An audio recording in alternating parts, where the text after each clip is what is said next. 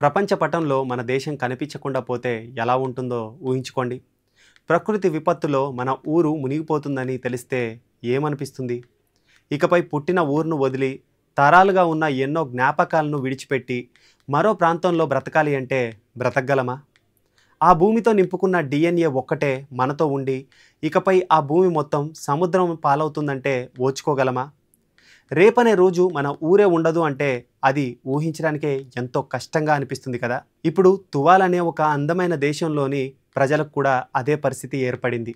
ఒక అద్భుతమైన ద్వీపదేశం త్వరలోనే సముద్రంలో కలిసిపోనుంది. ఇకపై ఆ దేశం చరిత్రలో తప్ప ప్రపంచ పటంలో కనిపించకుండా పోతుంది. అవును, ఇది నిజం. భూమి మీద పరిస్థితులు నెమ్మదిగా మారిపోతూ ఉన్నాయి. ఇంతకు ముందున్నట్లు ఇప్పుడు ఏమీ ఉండడం లేదు. వాతావరణం రోజు రోజుకు తీవ్రంగా మారిపోతూ ఉంది. ఎప్పుడు ఎలా ఉంటుందో తెలియకుండా పోతుంది. ఇప్పుడు పెసిఫిక్ మహాసముద్రంలో హవాయి, ఆస్ట్రేలియా మధ్య ఉన్న ఒక అందమైన ద్వీపదేశం సముద్రంలో మునిగిపోనుంది. దాని పేరు తువాల్. ఇది ప్రపంచంలో 3వ అతి తక్కువ జనాభా కలిగిన సౌరభూమ దేశం. ఇక్కడ దాదాపు 11,000 మంది నివసిస్తూ ఉన్నారు.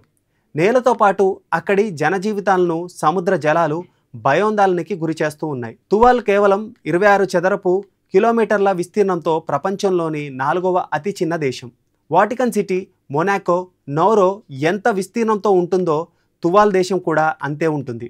ఒకప్పుడు బ్రిటిష్ సామ్రాజ్యంలో భాగమైన తువాల్ 1892 నుంచి 1916 వరకు ఇది బ్రిటిష్ ప్రొటెక్టరేట్. 1916 నుంచి 1974 మధ్య గిల్బర్ట్ ఎలిస్ ఐలాండ్ కాలనీలో భాగంగా ఉంది. 1974లో స్థానిక నివాసితులు తమ దేశం ప్రత్యేక బ్రిటిష్ ఆశ్రిత ప్రాంతంగా ఉండాలని ఓటు వేశారు. ఆ తర్వాత 1978లో తువాల్ పూర్తి స్వతంత్ర దేశంగా కామన్వెల్త్లో భాగమైంది. ఈ దేశ జనాభా ఎంతో తెలుసా? కేవలం 11,000 మంది మాత్రమే. అయితే తువాల్ జనాభాలో 60% ప్రజలు నివసిస్తున్న మెయిన్ ఫునాఫోటీలో సగ భూభాగం 2050 నాటికి సముద్రంలో మునిగిపోనుందని, 2100 నాటికి 95% వరకు భూభాగం జలమయం కావచ్చు అని నాసా శాస్త్రవేత్తలు అంచనా వేస్తూ ఉన్నారు. ప్రస్తుతం అక్కడి జనాభా నెమ్మదిగా ఆ దేశాన్ని వదిలి వెళ్ళిపోతూ ఉన్నారు. ఆస్ట్రేలియాతో ఉన్న ఒప్పందం ప్రకారం కొందరు ప్రజలు ఆ దేశానికి తరలి వెళ్ళిపోతూ ఉన్నారు. అయితే అమెరికా మాత్రం వీసా నిషేధించిన దేశాల జాబితాలో తువాల్ను ఉంచడం విశేషం. ఇలాంటి పరిస్థితుల్లో తమ భూభాగాన్ని పరిరక్షించుకోవడానికి తువాల్ ప్రభుత్వం ముమ్మరంగా ప్రయత్నిస్తూ ఉంది.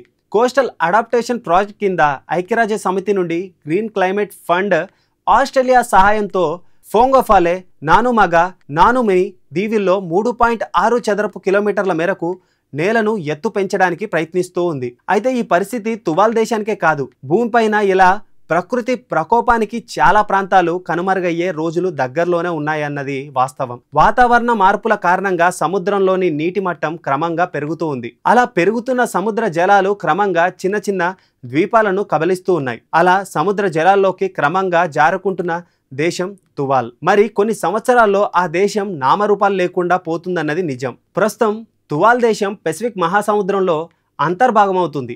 అయితే బౌద్ధికంగా ఈ దేశం కనుమరుగైన ఆ దేశ భౌగోళిక చరిత్ర, సంస్కృతి, సాంప్రదాయాలు కనుమరుగు కాకూడదని తువాల్ ప్రభుత్వం నిర్ణయించింది. అందుకోసం సాంకేతికతను ఉపయోగించుకోవాలనుకుంటుంది. మెటావర్స్లో దేశ ప్రతిబింబాన్ని డిజిటల్ వర్షన్లో రూపొందించడం ప్రారంభించింది. అలా తొలి డిజిటల్ కంట్రీగా తువాల్ దేశం అవతరించనుంది. ఇందులో భాగంగా ఆ దేశంలోని భౌగోళిక కేంద్రాలు, ప్రముఖ నిర్మాణాలు, ఇతర పర్యాటక కేంద్రాలను డిజిటలైజ్ చేస్తున్నారు. అంటే ఆ దేశాన్ని త్వరలో వర్చువల్ రియాలిటీ ద్వారా మాత్రమే పర్యటించే అవకాశం ఉంటుంది. అందుకే సమయం లేదు. ఇప్పుడు భూతాపాన్ని తగ్గించకపోతే తువాల్ దేశంలా ఇంకా చాలా దేశాలు సముద్రంలో మునిగిపోయే ప్రమాదం ఉంది. మరి కాలుష్యాన్ని తగ్గించాలా లేదా అన్నది మన చేతుల్లోనే ఉంది. కనుమరుగవుదామా, కలకాలం బ్రతికుందామా? Decision is yours.